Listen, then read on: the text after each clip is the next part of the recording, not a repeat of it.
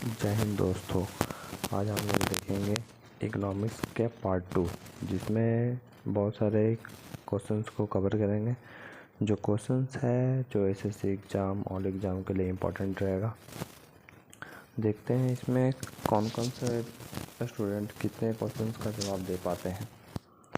वैसे तो हम लोग इकोनॉमिक्स का पार्ट 1 लेकर के आए हैं, जिसमें हम लोग 10 क्वेश्चंस लाए थे। हम लोग इसका आगे देखेंगे। आज क्वेश्चन नंबर 11। क्वेश्चन नंबर 11 में है क्या थोड़ा क्वेश्चंस में मिस्टेक है।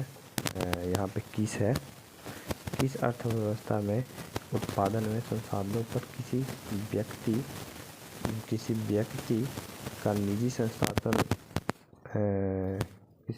का निजी संसाधन का अधिकार रहता है। ये पी नहीं है, सॉरी।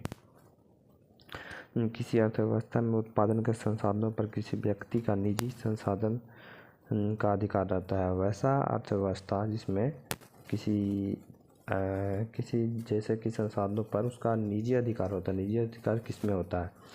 पूंजीवादी अर्थव्यवस्था या समाजवादी अर्थव्यवस्था या मिश्रित अर्थव्यवस्था या इनमें से कोई नहीं। तो इसमें से होगा पूंजीवादी अर्थव्यवस्था। पूंजीवादी अर्थव्यवस्था में होता है जो निजी अधिकार होता है। समाजवादी अर्थव्यवस्था में सरकारों पे होती है, सरकारों के हाथों में होती है। मिश्रित अर्थव्यवस्था में दोनों में होती है।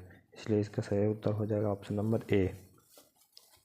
अब इसके आगे देखेंगे क्वेश्चन नंबर 12।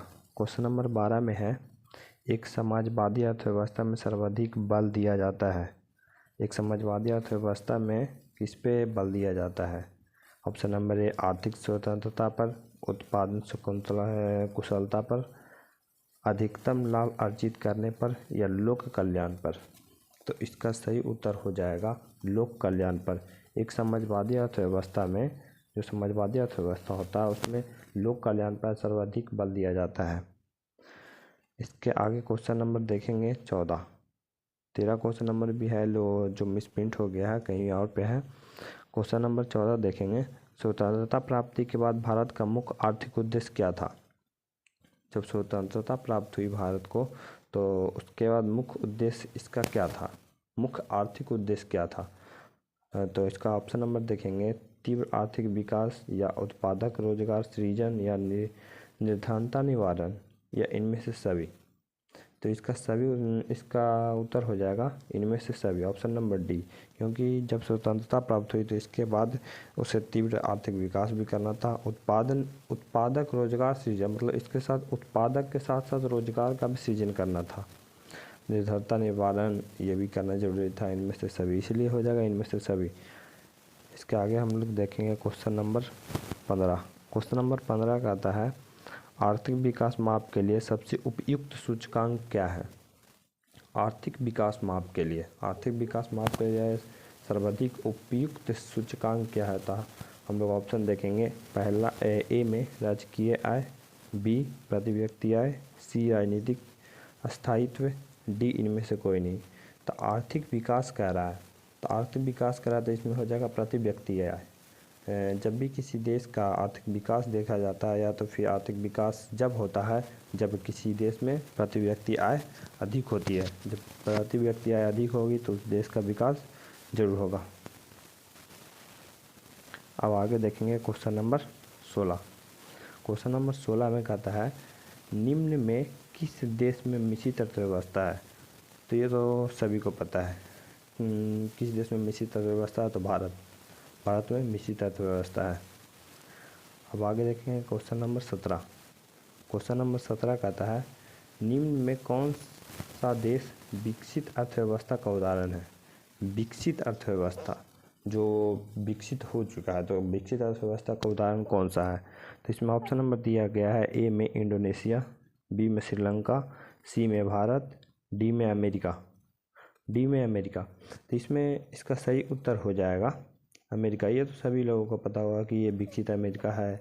भारत अभी विकासशील यानी अभी विकसित कर रहा है, और अमेरिका है जो विकसित कर चुका है। इसलिए विकसित अर्थव्यवस्था में अमेरिका को रखा गया है। अब क्वेश्चन नंबर आगे देखेंगे 18 में लिखा हुआ है अर्ध विकसित देशों की कार्यशील जनसंख्या का अधिकांश इसका क्वेश्चन शायद आधा ही है, देखते हैं। मैं इसका क्वेश्चन हो जाएगा, अर्ध विकसित देश की कार्यशील जनसंख्या का अधिकांश भाग संलग्न रहता है, मतलब संलग्न रहता है, मतलब अर्ध विकसित देश है जिसमें जनसंख्या है, जो अधिकांश भाग है जो किस पे निर्भर रहता है, जो इसमें ऑप्शन हो जाएगा प्राथमिक क्षेत्र पे, या तो फिर औद्योगिक क्षेत्र में, या सेवा क्षेत्र में, या सभी क्षेत्रों में। तो इसमें कार्यशील जो होती है सबसे अधिक जो प्राथमिक क्षेत्र में ही होते हैं, तो इसका आंसर हो जाएगा ऑप्शन नंबर ए। का आगे देखेंगे क्वेश्चन नंबर 19। क्वेश्चन नंबर 19 में देखेंगे, निम्न में किस क्षेत्र को प्राथमिक क्षेत्र कहते हैं। प्राथमिक क्षेत्र तो सभी को पता है, प्राथमिक क्षेत्र किसे कहते हैं, कृषि को, कृषि क्षेत्र को प्राथमिक क्षेत्र कहते हैं। इसका उत्तर हो जाएगा ऑप्शन नंबर बी, कृषि क्षेत्र। अब देखेंगे क्वेश्चन नंबर 20, आर्थिक संरचना का एक मुख्य अंग है। आर्थिक संरचना का एक मुख्य अंग क्या है। आर्थिक संरचना का मुख्य अंग कौन कौन सा हो सकता है। शिक्षा भी हो सकता है, स्वास्थ्य सेवाएं भी हो सकता है, यातायात की संरचनाएं भी हो सकते हैं, या इनमें से कोई नहीं। क्या हो सकता है, तो इसका सही उत्तर हो जाएगा ऑप्शन नंबर सी। यदि आर्थिक संरचना का मुख्य अंग कहा गया है तो यातायात एवं संरचना हो जाएगा। यदि आर्थिक सेवाएं कहता है तो आर्थिक सेवाएं में हो जाता है शिक्षा और स्वास्थ्य सेवाएं, तो इसका ऑप्शन नंबर हो जाएगा सी, यातायात एवं संचार।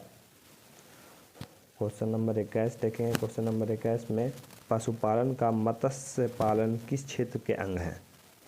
पशुपालन तथा मत्स्य किस क्षेत्र के अंग, तो ये तो सभी को पता होगा कि प्राथमिक क्षेत्र कृषि वाला प्राथमिक क्षेत्र में आता है। पशुपालन एवं मत्स्य ऑप्शन नंबर ए हो जाएगा प्राथमिक क्षेत्र।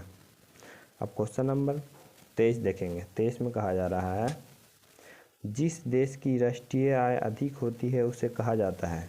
क्या कहा जाता है, जिस देश का राष्ट्रीय आय अधिक होगा। राष्ट्रीय आय जब अधिक होगा तो इसका मतलब वह विकसित देश होगा। विकसित यानी राष्ट्रीय आय अधिक होगा।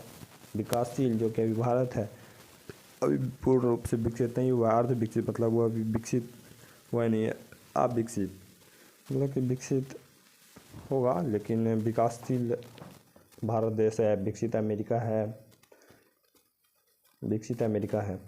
अब आगे देखेंगे क्वेश्चन नंबर 13 जो कि छूट गया था, तो 13 नंबर क्वेश्चन नंबर यहाँ पर डाला गया है। निम्नलिखित में कौन मिश्रित अर्थव्यवस्था की विशेषता है। निम्नलिखित में कौन मिश्रित अर्थव्यवस्था की विशेषता है, तो मिश्रित अर्थव्यवस्था कौन सा है। ऑप्शन नंबर ए निजी क्षेत्र, बी सार्वजनिक क्षेत्र, सी ए बी दोनों, डी इनमें से कोई नहीं। तो इसका सही उत्तर हो जाएगा ऑप्शन नंबर सी, क्योंकि इसमें देखते हैं कि मिश्रित अर्थव्यवस्था में निजी क्षेत्र और सार्वजनिक क्षेत्र दोनों आते हैं, तो वह मिश्रित अर्थव्यवस्था हो जाता है। तो मिश्रित अर्थव्यवस्था इसका सही उत्तर हो जाएगा option number C. Thank you video देखने के लिए, और इसी तरह का वीडियो देखने के लिए चैनल को सब्सक्राइब करें।